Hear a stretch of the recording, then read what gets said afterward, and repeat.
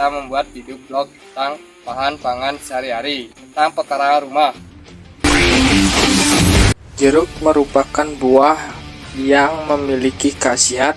Buah jeruk memiliki banyak kandungan vitamin C dan antioksidan yang meningkatkan sistem kekebalan tubuh dan membantu melawan infeksi, dapat mencegah beberapa penyakit.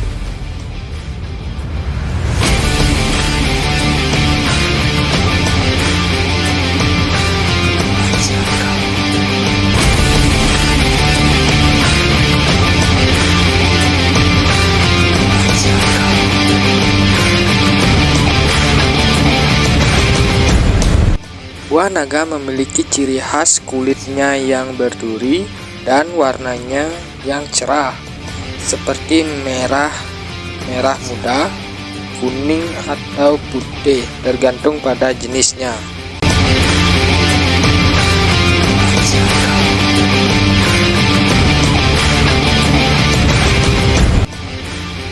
Lempeni adalah tanaman semak yang tumbuh sepanjang tahun. Batangnya kecil dan bisa mencapai tinggi 5 meter.